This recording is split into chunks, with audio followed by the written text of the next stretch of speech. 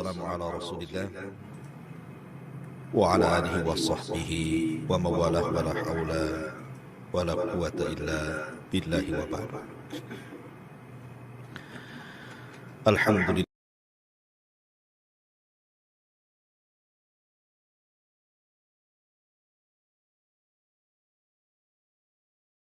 Ta'ala karuniakan di pagi hari ini kita masih bisa dipertemukan Allah Subhanahu wa Ta'ala di Kiswa TV. Kemudian salawat dan salam senantiasa kita curahkan kepada baginda alam, Nabi besar, Nabi yang mulia alaihi salatu wassalam. Allahumma salli ala Sayyidina Muhammad wa ala alihi wa sahbihi wa man sara ala nahjihi ila yaumiddin. Pembahasan di pagi hari ini kita akan membahas tentang rahasia di balik bulan Sya'ban. Kenapa saya pilih tema ini? Karena memang kita berada di permulaan Sya'ban, sehingga kita harus mengetahui apa saja sejarah-sejarah yang berlaku di bulan Sya'ban, kemudian juga fadilah-fadilah atau keutamaan-keutamaan di bulan Sya'ban, dan tentunya juga amalan-amalan sunnah yang harus kita lakukan selama di bulan Sya'ban. Maka satu jam ke depan kita akan mengulas, semoga Allah Subhanahu wa Ta'ala memudahkan, di mana kita bisa mengenal rahasia di balik bulan Sya'ban. Pertama kita akan melihat bulan Sya'ban ditinjau dari sejarah. Ma'asyiral muslimin, para pendengar dan para pemirsa yang dimuliakan Allah Subhanahu wa Ta'ala, banyak sejarah yang berlaku di zaman Nabi SAW di bulan Sya'ban. Pertama, insyiqaqul qamar, terbelahnya bulan menjadi dua, yang Allah Subhanahu wa Ta'ala firmankan dalam surah Al-Qamar sendiri, iqtarabatis sa'atu wa insyaqqal qamar wa iyaru ayatan yu'ridu wa yaqulu sihrun mustamir. Telah dekat hari kiamat dan terbelahnya bulan. Disebutkan dalam Sahih Bukhari dari hadis Abdullah bin Mas'ud radhiyallahu anhu, ketika orang-orang musyrik datang kepada Nabi sallallahu alaihi wasallam meminta mukjizat Rasul untuk ditampakkan, maka Nabi sallallahu alaihi wasallam pun berdoa kepada Allah Azza wa Jalla, kemudian mengisyaratkan telunjuknya ke bulan. Tiba-tiba kemudian bulan terbelah menjadi dua, yang satu bagian tetap pada porosnya dan bagian belahannya jatuh tepat di atas bukit Abi Kubais, dan itu disaksikan banyak manusia.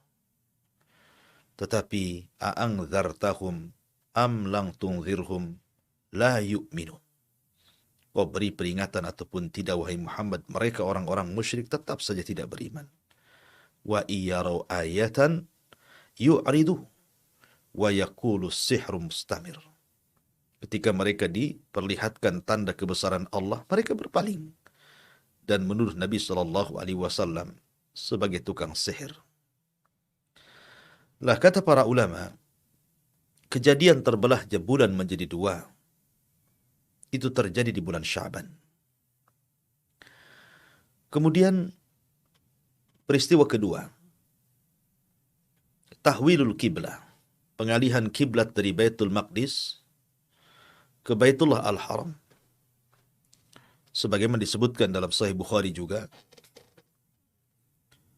di mana ketika manusia yang ada di Masjid Quba itu sedang sholat subuh, tiba-tiba kemudian datang utusan Nabi sallallahu alaihi wasallam kemudian berteriak kepada mereka, ala wa innal kiblata qad surrifat. Ingatlah bahwa kiblat sudah dialihkan. Maka ketika itu para sahabat sudah masuk pada rakaat yang kedua, sementara masih berkiblat ke Baitul Maqdis.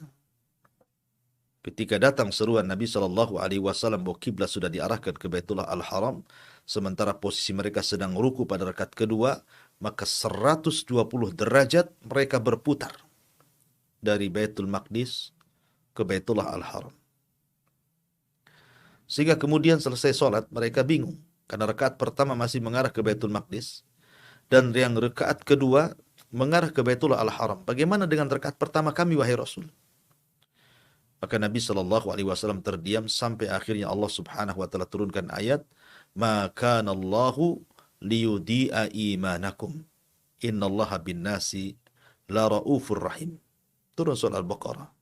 Sesungguhnya Allah Subhanahu Wa Taala tidak akan menyia-nyiakan keimanan kalian. Artinya salat kalian. Tetap rakaat pertama dapat pahala dan rakaat kedua juga dapat pahala. Lah peristiwa pengalihan kiblat, kita tahu bahwa Nabi Shallallahu Alaihi Wasallam ketika disyariatkan salat dari langit dalam peristiwa Isra Mi'raj itu terjadi 1 tahun sebelum hijrah. Kemudian hijrah ke Madinah, barulah Nabi Shallallahu Alaihi Wasallam mensyariatkan salat berjamaah.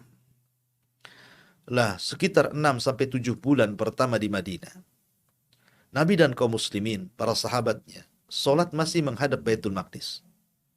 Sehingga orang-orang Yahudi senang.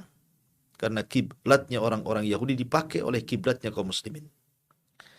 Maka Nabi Shallallahu Alaihi Wasallam sejak dari Mekah sebenarnya sudah menginginkan kiblat itu mengarah kepada Ka'bah al-Musarraf al-Mukarramah yang dibangun oleh bapaknya Ibrahim alaihi salatu wassalam.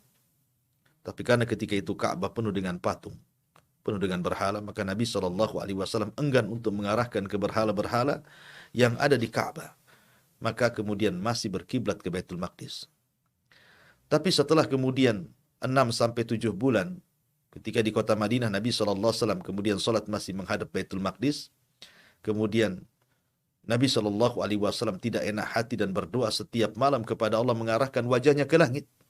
Maka Allah Subhanahu Wa Taala pun kabulkan dan Allah firmankan, qad nara taqalluba wajhika fis sama' falanwalliyannaka kiblatan tardaha fawalli wajhaka syatral masjidil haram. Turun ayat ini. Aku lihat wajahmu dibulak-balikan ke arah langit ya Muhammad, agar kau meminta agar kiblat dipalingkan. Maka kami kabulkan, kata Allah. Fawalli wajhaka syatral masjidil haram. Arahkan wajahmu sekarang ke Masjidil Haram.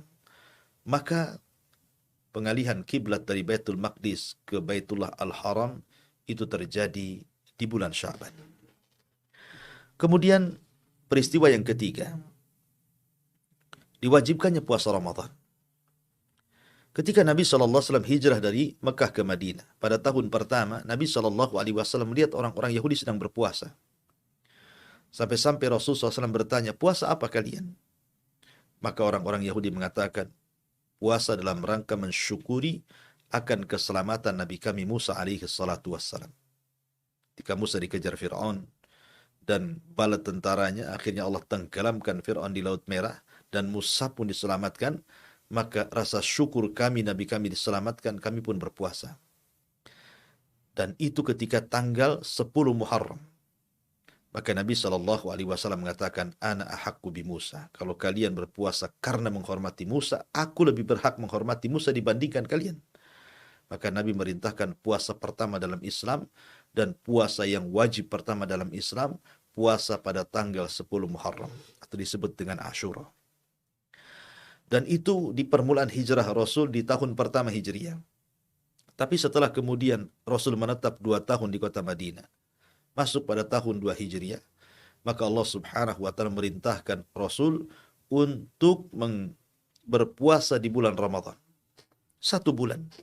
Dan itu puasa bagi kaum muslimin, sehingga puasa tanggal 10 Muharram atau disebut Ashura yang tadinya wajib menjadi sunnah karena Islam memiliki puasa sendiri adalah puasa Ramadan. Ketika Allah Subhanahu Wa Taala berfirman, "Faman syahida minkumus syahra falyasum." Barang siapa yang melihat bulan hilal, maka berpuasalah. Maka ketika itulah kaum muslimin memiliki puasa sendiri. Lah kewajiban puasa Ramadan kata para ulama itu terjadi di bulan Sya'ban pada tahun kedua dari hijrah Nabi sallallahu alaihi wasallam. Ini peristiwa yang ketiga. Kemudian peristiwa yang keempat, lahirnya bayi dari orang-orang muhajirin pertama dalam Islam pasca hijrahnya para sahabat dari Mekah ke Madinah.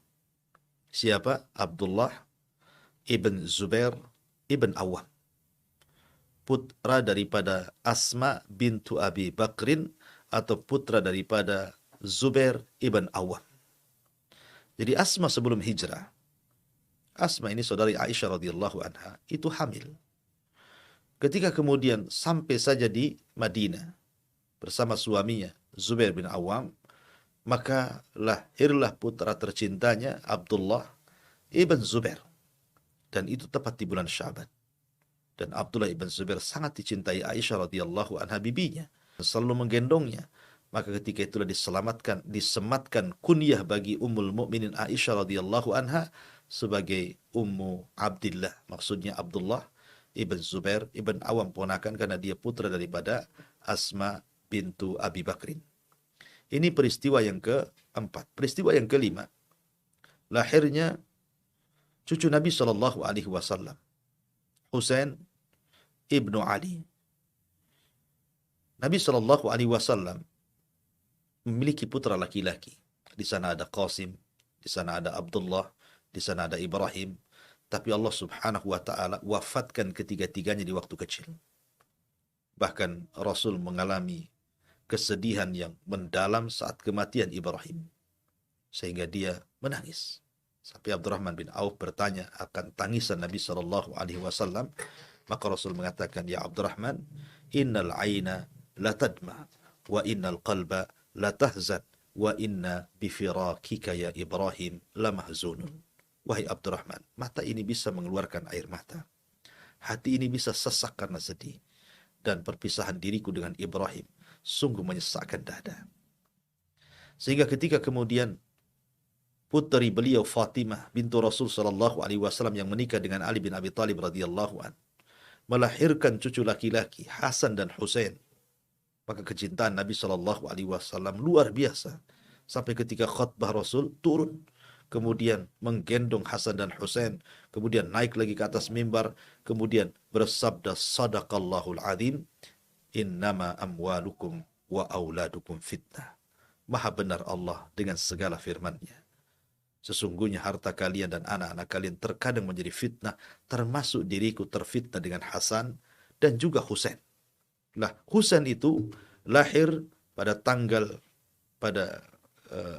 bulan Sya'ban pada tahun 4 Hijriah.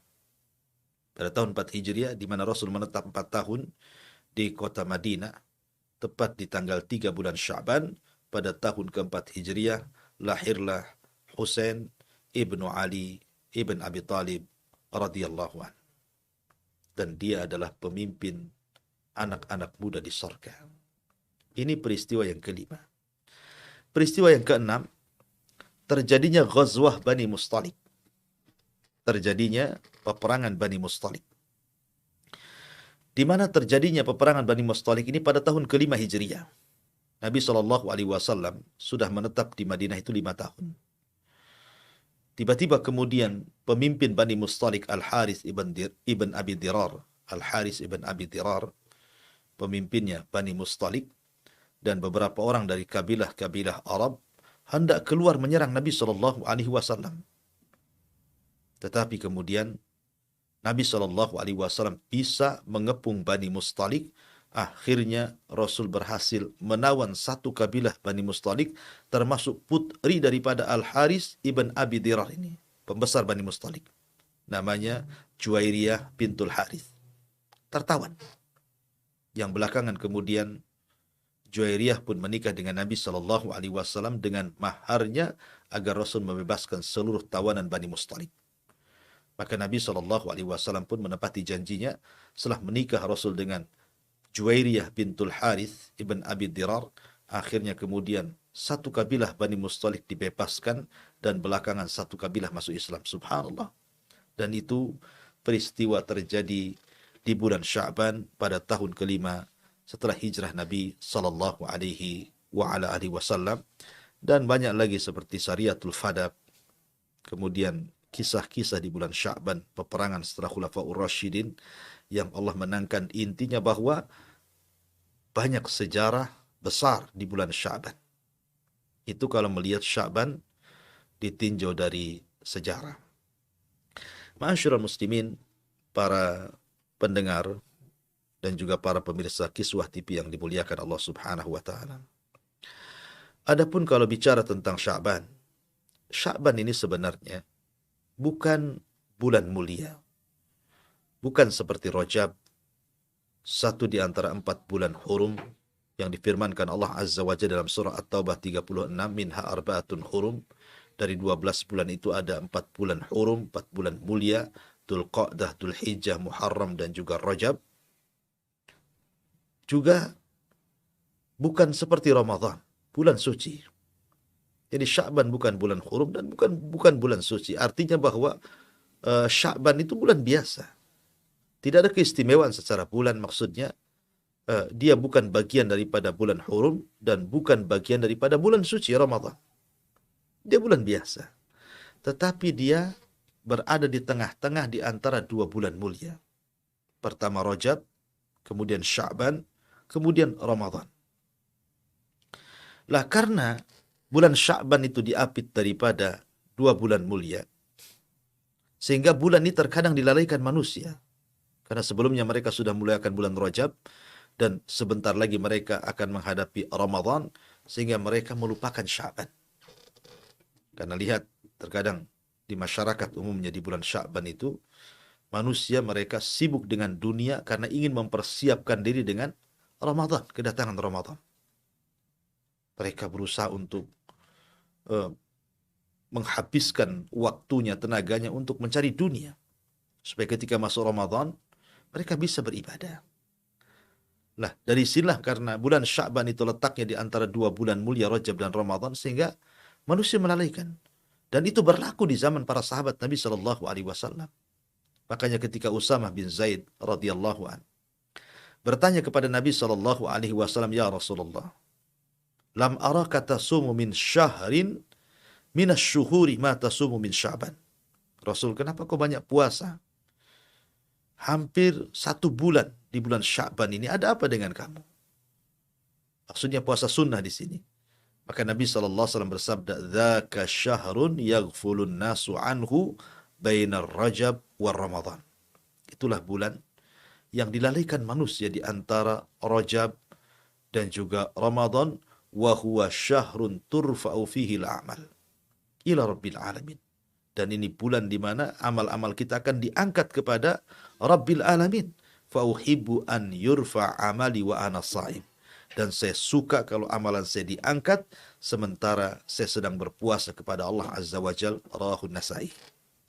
Lah, Nabi SAW mengatakan bahwa bulan Sya'ban itu yaghfulun nasu anhu. Manusia lalai. Karena sudah ada bulan suci sebelumnya dan sudah ada bulan suci setelahnya. Dan kaidah para ulama, siapapun yang kemudian keluar dari kelalaian manusia, siapapun yang keluar dari kelalaian manusia, kemudian dia menghadap Allah Subhanahu wa ta'ala, maka dia akan diberikan ganjaran yang sangat besar. Saya contohkan, orang yang sholat duha, di tengah-tengah orang yang mengejar dunia. Karena waktu duha itu kan waktu orang sibuk bekerja. Yang ke ladang sibuk dengan ladangnya, yang ke kantor sibuk dengan kantornya, yang bekerja di jalan sibuk dengan jalannya. Tiba-tiba ketika manusia sedang mengejar dunia, Anda keluar dari dunia kemudian mengejar akhirat. Anda sholat duha, berarti Anda memanfaatkan waktu di saat kesibukan manusia mengejar dunia. Maka Anda akan dapat pahala besar. Maka karena kaidah para ulama bahwa orang yang keluar dari kelalaian manusia memiliki pahala besar, makanya Nabi SAW di bulan Sya'ban itu lebih banyak berbuat kebaikan, memperbanyak ibadah, memperbanyak kebajikan. berpuasa, bersedekah, berzikir, dan begitu seterusnya. Karena jelas kaidahnya, siapapun yang keluar dari kelalaian manusia akan diberikan pahala besar. Dan Rasul sudah mencontohkannya dengan cara berpuasa. Ma'asyiral muslimin yang dimuliakan Allah Subhanahu wa taala. Dalam hadis Usama bin Zaid yang saya baca tadi, di situ ada keistimewaan bulan Sya'ban. Pertama, bulan yang dilalaikan manusia sehingga siapapun yang keluar dari kelalaian akan diberikan keistimewaan. Yang kedua, bulan diangkatnya amalan kita yang sifatnya tahunan. Karena amalan kita itu kan diangkat, ada sifatnya harian, ada sifatnya mingguan, ada sifat bulanan, ada sifatnya keseluruhan. Saya contohkan. Harian. Setiap asar dan subuh, Nabi Shallallahu Alaihi Wasallam bersabda, "Yata'aqabuna fikumul malaikatul laili wa malaikatul nahar." Jadi Allah Subhanahu wa taala akan mengutus para malaikatnya khusus mencatat kebaikan di malam dan di siang hari. Jadi malaikat malam mencatat kebaikan di malam hari. Apa saja yang Anda lakukan di malam hari itu? Apakah Anda tahajud, apakah Anda witir, apakah Anda baca Quran, apakah Anda berzikir, dicatat oleh malaikat kebaikan di malam hari yang Allah utus. Kemudian apabila di siang hari juga sama, mungkin Anda silaturahim, mungkin Anda berbuat baik kepada orang tua, berbuat baik kepada tetangga, bersedekah, berzikir, baca Quran, maka akan dicatat oleh malaikat-malaikat yang mencatat kebaikan di siang hari. Lah pertemuan dua malaikat ini ketika dua salat subuh dan asar. Sehingga ketika keduanya menghadap Allah Subhanahu wa taala, apa kata Allah? Ma taraktum ibadi. Sedang apa ku tinggalkan hamba-hamba? Maka mereka berdua, para malaikat malam dan siang yang mencatat kebaikan mengatakan, atainahum wahum yusallun wa taraknahum wahum yusallun. Kami datang kepada mereka, mereka sedang sholat, dan kami tinggalkan mereka pun sedang sholat. Maksudnya, sholat asar dan sholat subuh. Makanya kenapa dua sholat ini menjadi pertimbangan berat bagi seorang muslim. Karena Rasul mengatakan, man hafadha ala baradaini dakhalal jannah. Siapa yang menjaga dua sholat itu, maka dia akan dijamin masuk surga. Kenapa? Karena di waktu dua sholat itu pintu langit terbuka. Langit pertama, kedua, ketiga, keempat, keenam, sampai ketujuh terbuka. Karena amalan ketika itu diangkat ke langit. Kemudian yang kedua, mingguan, setiap hari Senin dan Kamis. Maka setiap hari Senin dan Kamis pintu langit terbuka. Karena satu hari di hari Senin dan satu hari di hari Kamis itu amalan-amalan kita diangkat. Makanya ada ibadah puasa Senin dan Kamis. Kemudian ada yang sifatnya tahunan. Di bulan Sya'ban inilah amalan kita diangkat. Berdasarkan hadis Nabi Shallallahu Alaihi Wasallam, ketika ditanya tentang puasa Sya'ban, puasa sunnah yang Rasul lakukan, maka Rasul mengatakan, huwa syahrun turfa'u fihi al-a'mal ila rabbil alamin fa uhibbu an yurfa' amalihi wa ana sha'im. Kata Rasul, ini bulan diangkat amalan kita kepada Rabbul Alamin, dan saya suka kalau seandainya amalanku diangkat sementara aku sedang berpuasa. Rawahu Muslim. Dan Nabi Shallallahu Alaihi Wasallam bersabda dari hadis Abi Musa al-Ash'ari radhiyallahu anhu, di mana hadis ini walaupun sebagiannya lemah, tetapi karena banyaknya turuk, banyaknya jalan, sehingga ulama kemudian mensahihkannya, di antaranya Syekh Nasruddin Al-Albani rahimahullahu taala dan para ulama sebelumnya, di mana Nabi sallallahu alaihi wasallam bersabda dari hadis Abi Musa al-Ash'ari radhiyallahu an, Nabi sallallahu alaihi wasallam bersabda, innallaha la yattali'u lailatan nisbi minasya'ban. Innallaha la yattali'u lailatan nisbi minasya'ban fayaghfir li jami'i khalqihi illa li musyrikin aw musakhin. Illa li musyrikin aw musakhin. Sesungguhnya Allah Subhanahu wa taala akan menampakkan di malam pertengahan Sya'ban. Di malam pertengahan Sya'ban, fayaghfiru li jami'i khalqi. Maka Allah akan ampuni seluruh makhluknya kecuali dua manusia, al-musyrik wal musakhin. Orang yang melakukan kesyirikan dan orang yang ada hasad dalam hatinya. Ma'asyiral muslimin yang dimuliakan, berarti Sya'ban ini dalam dua hadis pertama, hadis yang dikeluarkan Imam Nasai tadi, Kemudian sekarang hadis yang dikeluarkan Imam Ibni Majah dari Abi Musa al-Asy'ari radhiyallahu an. Pertama bulan Sya'ban itu amalan kita diangkat ke langit dan pertengahannya Allah Subhanahu wa taala akan mengampuni dosa-dosa kita. Oleh karena itulah maka jangan pernah lalaikan bulan Sya'ban. Karena satu bulan ini setiap hari Allah buka pintu langit. Sehingga solat kita, sedekah kita, baca Quran kita, zikir kita, silaturahim kita, berbuat baik kita kepada orang tua. Atau ketaatan-ketaatan, kebajikan-kebajikan. Baik yang sifatnya pribadi seperti solat, puasa, atau mungkin sedekah yang sifatnya muta'addi kepada orang lain. Maka semuanya akan diangkat ke langit selama satu bulan di bulan Sya'ban. Dan di pertengahannya Allah Subhanahu wa ta'ala akan mengampuni dosa-dosa kita. Kecuali dua manusia. Tidak akan diangkat amalannya dan tidak diampuni dosanya. Pertama musyrik, yang kedua musakhin.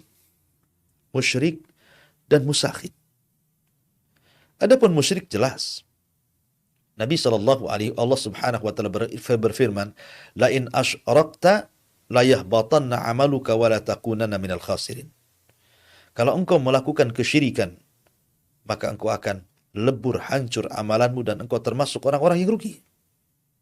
Adapun musakhin itu artinya orang yang dalam hatinya ada kedengkian, orang yang dalam hatinya ada kebencian, orang yang dalam hatinya ada kedongkolan karena hasad kepada orang lain.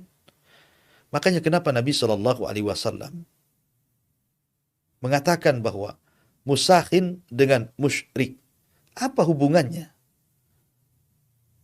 Hubungannya karena musyrik itu percuma dia berdoa. Percuma dia beramal. Tidak akan diterima oleh Allah Azza wa Jalla. Bagaimanapun orang-orang musyrik itu dosanya tidak akan diampuni. Innallaha la yaghfiru an yushraka bihi wa yaghfiru ma duna dzalika liman yasha. Allah tidak akan mengampuni dosa orang yang menyekutukannya dan mengampuni dosa selain itu.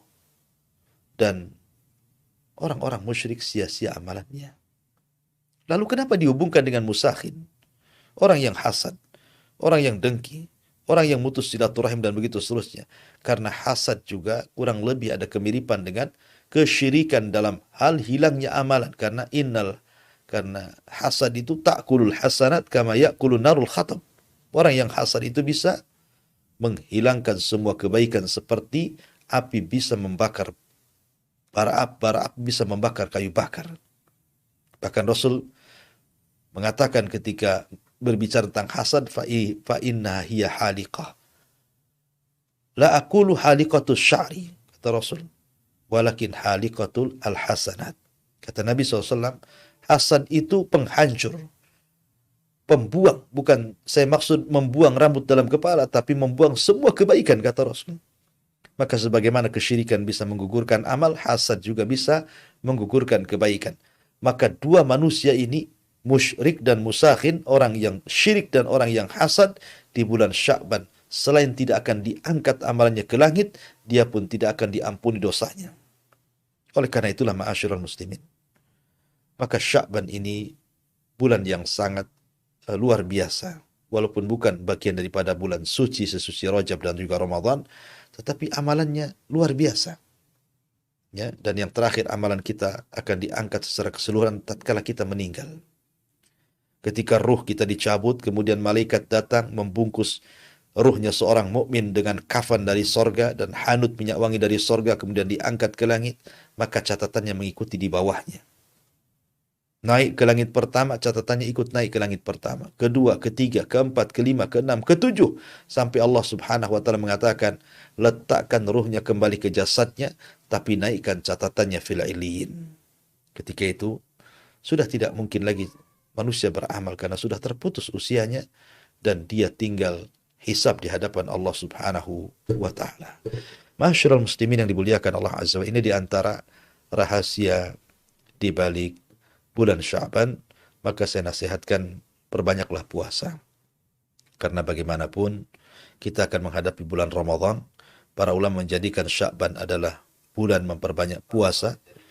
Kemudian juga perbanyaklah membaca Al-Quran. Makanya para ulama menyebutnya dengan Syahrul Qurra, karena Ramadan akan ada dua ibadah yang luar biasa, tarawih, tahajud, kemudian puasa. Maka untuk membiasakan dua perkara itu di bulan Ramadan, maka biasakan kita di bulan Sya'ban berpuasa dan membaca Quran, karena bagaimanapun Rajab bulan menanam, Sya'ban bulan menyiram, dan Ramadan bulan menuai. Wallahu a'lam bishawab. Mudah-mudahan ada manfaatnya. Ya, mungkin di antara para pendengar dan pemirsa ingin bertanya, silahkan. Ya, Ada Ustaz. pertanyaan? Ada. Silahkan baca. Dari Nendi Budiawan. Assalamualaikum Ustaz. Waalaikumsalam. Saya mendengar dari orang bahwa puasa setelah tanggal 15 Sya'ban tidak diperbolehkan. Apakah ini benar Ustaz? Terima kasih. Iya. Bismillah, alhamdulillah. Memang ada larangan orang memulai puasa setelah pertengahan Sya'ban, karena dikhawatirkan masuk pada hari yang diragukan. Sementara Nabi Shallallahu Alaihi Wasallam bersabda, "Man sama fi yaumin yushakku fihi faqad asa Abul Qasim." Siapa yang berpuasa di hari yang diragukan, maka dia telah bermaksiat kepada Abul Qasim, maksudnya Nabi Sallallahu Alaihi Wasallam. Dan setelah pertengahan nisfu Sya'ban, itu akan masuk pada hari yang diragukan, karena sudah mulai masuk pada penentuan Ramadan. Tetapi dibolehkan orang berpuasa setelah pertengahan Ramadan kalau berpuasa sebelumnya, maksudnya sebelum pertengahan itu. Ya, dari awal Sya'ban dia sudah berpuasa. Seperti Nabi Shallallahu Alaihi Wasallam, beliau berpuasa dari permulaan Sya'ban sampai mau habis 1 bulan, sampai tanggal 27 atau mungkin 26, karena tidak boleh juga puasa sunnah itu mirip dengan puasa wajib. Artinya puasa Ramadan kan dihabiskan puasanya 1 bulan, tapi Sya'ban itu kalau mau menghabiskan dengan puasa jangan sampai 1 bulan, entah berhenti di tanggal 26 atau 27 gitu, karena jangan sampai masuk pada hari yang diragukan.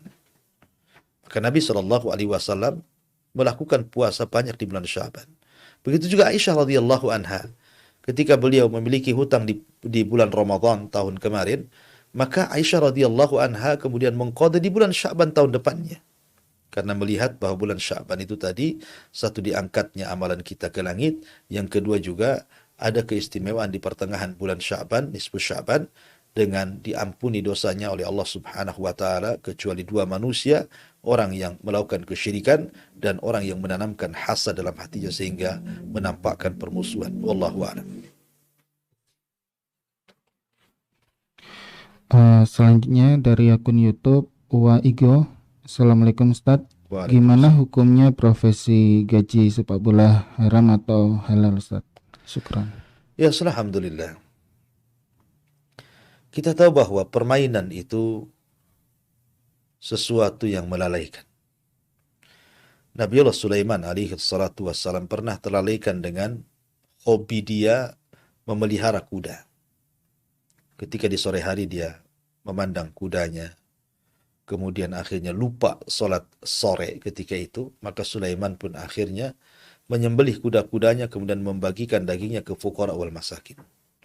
Maka ada kaedah yang muncul dari para ulama, man taraka syai'an lillahi awadallahu khairan min. Barang siapa yang meninggalkan sesuatu karena Allah, Allah akan ganti yang lebih baik lagi. Maka setelah Sulaiman menyembelih kudanya karena marah teralaikan dari salatnya, maka Allah ganti kuda itu dengan ditundukkan angin kepada Sulaiman. Tentu naik kuda dengan naik angin kan berbeda. Angin akan lebih cepat dibandingkan kuda, terutama dalam berperang. Ya. Maka mainan apapun yang melalaikan, maka itu bisa sampai ke haram hukumnya.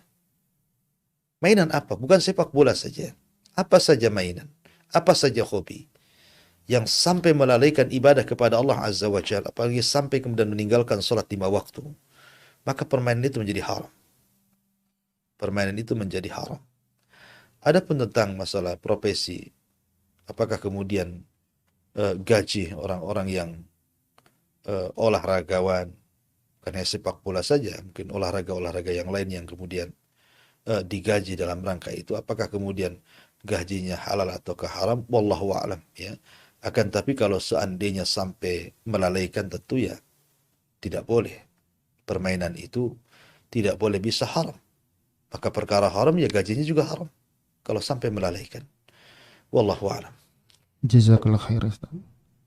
Selanjutnya Assalamualaikum warahmatullahi wabarakatuh, Ustaz. Salam. Dari Pak Suhairi di Bekasi. Saya berumur 62 tahun.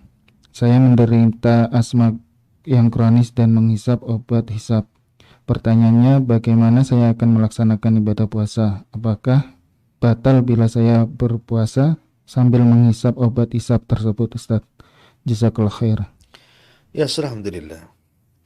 Allahu alam, obat hisab apakah membatalkan puasa atau tidak. Tapi sepengetahuan saya bahwa sesuatu yang membatalkan puasa itu apabila sesuatu masuk ke tenggorokan. Makanya merokok itu bisa membatalkan puasa karena ada zat-zat yang kemudian masuk ke tenggorokan. Apakah kemudian orang yang menghisap sesuatu lewat hidung yang membatalkan puasa selama tidak ada cairan-cairan yang kemudian masuk ke tenggorokan dan Anda bisa merasakannya, mungkin berupa pahit atau apa gitu yang Anda rasakan, saya kira tidak membatalkan puasa. Ya. Kalau tidak ada hal-hal yang bisa masuk ke tenggorokan dari zat-zat obat yang Anda Anda hirup dari hidung, tapi tidak sampai kemudian ada zat yang masuk ke tenggorokan, maka insya Allah itu tidak membatalkan puasa. Karena yang bisa membatalkan itu kalau sesuatu masuk ke tenggorokan. Wallahu a'lam. Jazakallah khair, Ustaz. Pertanyaan selanjutnya, bagaimanakah metode Rasulullah dan para sahabat untuk menentukan satu Ramadan? Dan bagaimana kita menyikapi perbedaan penentuan awal Ramadan ini, Ustaz? Jazakallah khair. Ya, alhamdulillah. Metode yang dilakukan Nabi SAW saat menentukan Ramadan dengan cara hilal. Melihat bulan. Kata Nabi SAW, wa idza ra'aitumuhu fasumu wa idza ra'aitumuhu faftiru. Apabila kalian melihat bulan, puasa. Apabila kalian melihat bulan, maka beridul fitrilah kalian. Dan tentang masalah perbedaan matla, memang terjadi khilaf para ulama. Apakah satu dunia satu matla? Apakah tiap-tiap negara itu memiliki matla sendiri? Ataukah negara-negara tetangga yang berdekatan mengikuti negara yang melihat karena dianggap satu matla? Ada yang berpendapat bahwa satu dunia satu matla. Ketika Arab Saudi melihat bulan, maka satu dunia mengikuti Saudi Arabia. Atau di mana negara melihat bulan, maka semua negara melihat berpuasa mengikut negara yang melihat. Itu pendapat pertama berdasarkan wa idza ra'aitumuhu fasumu. Kalau engkau melihat bulan di mana saja, di negeri mana saja, maka berpuasa. Berarti satu dunia satu matla. Tapi kalau kita melihat juga ada hadis dari Quraib, itu ketika dia pernah ke Syam kemudian di pertengahan Ramadan ke Madinah, rupanya penduduk Madinah tidak mengikuti puasa yang ditentukan Muawiyah bin Abi Sufyan. Bahkan Abdullah bin Abbas radhiyallahu anhuma bertanya kepada Quraib tentang puasanya orang-orang penduduk Syam, maka mereka berpuasa di hari Jumat, penduduk Madinah di hari Sabtu. Artinya orang-orang Madinah tidak mengikuti Syam. Ketika Quraib mengatakan, tidakkah cukup dengan melihatnya Muawiyah sehingga kalian berpuasa di hari Jumat begitu kan? Tidak di hari Sabtu, tapi Ibnu Abbas radhiyallahu anhu mengatakan, beginilah sunnah Nabi. Apabila kami tidak melihat, kami genapkan menjadi 30 hari. Artinya Madinah dan Syam ketika itu ada perbedaan puasa. Berarti masing-masing daerah memiliki matla masing-masing. Indonesia tidak harus ikut Malaysia, Malaysia tidak harus ikut Brunei, Brunei tidak harus ikut Saudi, dan begitu seterusnya. Kemudian pendapat yang ketiga bahwa negara yang bertetangga seperti Malaysia, Brunei, Indonesia, maka sebaiknya dijadikan satu matla. Ya. Tetapi yang jelas bahwa ini tiga pendapat yang masyhur, Adapun secara dalil memang pendapat pertama, satu dunia satu matla. Mana-mana negara melihat, maka kita harus mengikuti negara yang melihat. Tetapi kata para ulama, pendapat yang bijak sebaiknya mengambil pendapat kedua. Artinya masing-masing negara punya matla. Jadi kita ikut pemerintah. Kata pemerintah besok puasa, kita puasa. Kata pemerintah besok Idul Fitri, kita Idul Fitri. Karena Allah Subhanahu wa taala berfirman, "Atiullaha wa atiur rasul wa ulil amri minkum." Taatlah kepada Allah, taatlah kepada Rasul, dan kepada pemimpin kalian, dan dengan mengikuti pemerintah berarti kita menyedikatkan perpecahan dalam sebuah negara. Wallahu a'lam. Jazakallah khair, Ustaz. Pertanyaan selanjutnya dari Bapak Selamat di Batam. Sejauh mana kesahihan hadis Rasulullah SAW biasanya berpuasa 3 hari setiap bulan? Kadang beliau akhirkan hingga terkumpul baginya puasa dalam setahun. Lalu beliau berpuasa pada bulan Sya'ban. Jazakallah khair, Ustaz.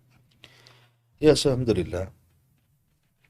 Puasa 3 hari dalam sebulan itu jelas itu disebut puasa Ayyamul Bid. Puasa sunnah itu kalau tidak Daud, kemudian puasa Senin Kamis.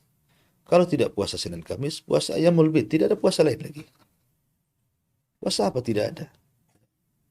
Maka selain itu puasa Sya'ban. Itu lain lagi memang. Puasa Sya'ban itu puasa yang Nabi SAW mencontohkan puasa hampir 1 bulan. Apakah kemudian puasa 1 bulan itu terkumpul dari puasa-puasa dalam setahun? Wallahu alam tidak. Karena Nabi SAW ditanya oleh Usama ibn Zaid tadi, kenapa kau memperbanyak puasa di bulan Sya'ban wahai Rasul? Kata Nabi SAW, karena ini bulan yang dilalaikan manusia. Yang kedua, karena ini bulan di mana amalan akan diangkat. Dan saya suka ketika amalan saya diangkat, saya berpuasa. Jadi yang puasa mutlak, puasa sunnah 1 bulan itu ya bulan Sya'ban itu. Dari tanggal 1 sampai mungkin tanggal 27 gitu. Jangan dihabiskan. Ya. Kemudian puasa Senin Kemis, kemudian puasa Ayyamul Bid, kemudian puasa Daud gitu kan. Selebihnya puasa apa Allahu a'lam, kecuali qada Ramadan. Dan itu puasa wajib. Atau puasa kafarah gitu ya. Karena berjima di bulan Ramadan, akhirnya kemudian ketika dia tidak bisa merdekakan budak, akhirnya dia berpuasa 2 bulan berturut-turut gitu ya. Tapi yang rutinitas dalam sebulan itu ya cuma 3 itu. Daud, Senin Kemis, kemudian Ayyamul Bid. Bukan kemudian 1 bulan full, itu mungkin karena menjamak puasa-puasa sunnah yang tidak dilakukan di bulan-bulan yang lain dalam setahun. Ya wallahu a'lam. Saya belum pernah membaca keterangan yang seperti itu. Ya Sya'ban, Senin Kemis, Daud, Ayyamul Bid, sendiri-sendiri ada keutamaannya. Wallahu a'lam. Jazakallah khair Ustaz. Dari pertanyaan selanjutnya dari Umu Jundi di Batam. Beberapa tahun yang lalu saya tidak berpuasa dalam beberapa hari Ramadan karena mengalami haid. Hingga kini setelah selang beberapa tahun, saya belum dapat mengqadha utang puasa saya. Akan tetapi saya tidak tahu berapa jumlah hari yang saya tinggalkan. Bagaimana nasihat Ustaz? Jazakallah khair. Nabi sallallahu alaihi wasallam bersabda, "Idza shallatil mar'atu khamsaha wa shamat syahraha wa ata'at ba'laha wa hafidat farjaha qila laha udkhulil jannah min ayyi abwabis thamaniyati sya'at." Apabila seorang wanita menjaga salatnya, menjaga puasa Ramadannya, menjaga kemaluannya, taat kepada suaminya, masuklah sorga dari 8 pintu sorga sesuai kehendaknya. Artinya wanita masuk dari 8 pintu sorga itu mudah, berbeda dengan laki-laki. Ya. Tapi di sini ada 2 poin yang ingin saya tekankan. Apabila seorang wanita menjaga sholatnya dan menjaga puasa Ramadannya, kenapa Rasul tekankan ini kepada wanita dan tidak menekan kepada laki-laki? Karena wanita itu punya haid. Terkadang wanita itu tahu nih hari ini kebiasaan haid. Sudah jelas-jelas masuk waktu zuhur, waktu asar, waktu maghrib, malah kemudian dilalaikan. Pamannya zuhur jam 12:15. Sudah tahu, sudah masuk pun. Dia tahu hari ini kebiasaan haid. Dia tidak segera melaksanakan sholat zuhur, malah kemudian nantilah jam 1, setengah 2, pas giliran mau sholat, datang haid pula. Berdosa Anda. Karena Anda melalaikan. Kemudian yang kedua, Anda tahu punya hutang Ramadan. Dan Anda tahu kebiasaan haid berapa hari. Ya kalau Anda tidak tahu berapa kebiasaan haid, ya Anda bertanya kepada saudara Anda. Karena biasanya antar sesama saudara itu sama waktu haidnya. Berapa harinya itu. Lah ada orang yang melalaikan, tidak cepat mengqadha Ramadan. Dia menunggu Sya'ban tahun depan. Ketika 1 minggu lagi sudah mendekati Ramadan, hendak mengqadha, tiba-tiba datang haid. Akhirnya Anda memasukkan hutang lagi ke tahun berikutnya. Anda berdosa karena melalaikan. Kenapa tidak dari awal Sya'ban Anda bayar? Ya, makanya Rasul mengatakan, ditekankan apabila seorang wanita menjaga sholatnya dan menjaga haidnya. Adapun ketika Anda batal di bulan Ramadan, entah berapa hari gitu, maka ingat-ingat dulu. Berapa hari Anda tidak puasa? Ya, kalau tidak ingat, maka ambil yang paling besar saja. Jangan ambil yang paling kecil. Ya, maka ambillah angka yang paling besar, qadhalah Ramadan, kemudian bertobatlah kepada Allah Subhanahu wa taala. Wallahu a'lam. Jazakallah khair Ustaz. Pertanyaan selanjutnya dari Bapak Selamat di Cirebon. Apakah ada atsar hadis atau berita bahwa bulan Sya'ban banyak roh yang dicabut? Jazakallah khair Ustaz. Alhamdulillah. Wallahu a'lam. Saya belum pernah mendapatkan dalil dari Quran dan Sunnah bahwa bulan Sya'ban itu banyak orang yang meninggal dikarenakan para malaikat maut datang kemudian memperbanyak kematian. Tidak ada kematian pun Tidak mesti di bulan Sya'ban. Di bulan manapun, ajal itu sudah ditentukan karena itu mengikuti takdir Allah Azza wa Jalla. Kita ini loh antrian mati. Saya, Anda yang bertanya, atau siapapun, antrian mati. Hari ini yang meninggal si Fulan, besok meninggal si Alan. Mungkin besoknya kita tidak tahu. Karena kematian itu rahasia Allah. Tidak ada yang tahu kematian seseorang. Apalagi kemudian sampai mengetahui bahwa bulan ini akan banyak kematian atau bulan ini tidak akan ada kematian, itu sebuah ramalan, tidak boleh. Intinya bahwa tidak ada hadis yang mengatakan bulan Sya'ban itu akan banyak kematian. Ini sama dengan nakut-nakuti orang. Ya. Maka tidak ada dalil yang sahih tentang masa ini. Wallahu a'lam. Baik Ustaz, pertanyaan terakhir dari Ibu Sakinah di Batam. Bagaimana dahulu Nabi SAW berinteraksi dengan para sahabiyah? Jazakallah khair Ustaz. Ya, alhamdulillah. Nabi SAW adalah orang yang paling supel. Nabi itu walaupun tampan, tapi ketampanan Nabi tidak memfitnah lagi para wanita. Justru para wanita sangat mereka takut dengan Rasul, artinya Rasul itu punya haibah, karisma yang besar. Ya. Nabi SAW bermuamalah dengan para wanita biasa, seperti bermuamalah manusia ke manusia yang lainnya. Tetapi ada aturan-aturan seperti ketika berbaiat, Nabi SAW tidak menyentuh tangan para wanita. Mereka hanya bersuara saja tanpa menyentuh. Ya. Dan Nabi SAW terkadang mendatangi seorang wanita tua, kemudian memberi makan, memperbaiki rumahnya. Ada riwayat seperti itu. Atau Nabi SAW pernah berjumpa dengan wanita Yahudi, kemudian dijamu, kemudian Rasul mengatakan, kira-kira engkau akan memiliki balasan seperti apa karena kau sudah menjamu diriku. Kemudian wanita Yahudi ini minta dunia kepada Nabi SAW. Jadi, dan juga Rasul tidak melarang wanita-wanita sholat seperti Nabi SAW mengatakan jangan kalian larang apabila wanita-wanita kalian datang ke masjid. Ya, artinya Nabi SAW memberikan kebebasan kepada para wanita untuk keluar rumah, untuk sholat, ya, untuk belanja dan begitu seterusnya. Akan tapi tentu Nabi juga memberikan batasan-batasan. Seperti wanita itu sebaiknya di rumah, gitu kan. Kemudian wanita itu kalau keluar nutup aurat, tidak menggunakan wewangian, dan begitu seterusnya. Wallahu a'lam. Ya, saya kira untuk kajian di pagi hari ini cukupkan sampai di sini. Kita tutup dengan doa kafaratul majlis. Subhanaka wa bihamdika asyhadu an la ilaha illa anta astaghfiruka wa atubu ilaik. Allah taala alam. Assalamualaikum warahmatullahi wabarakatuh.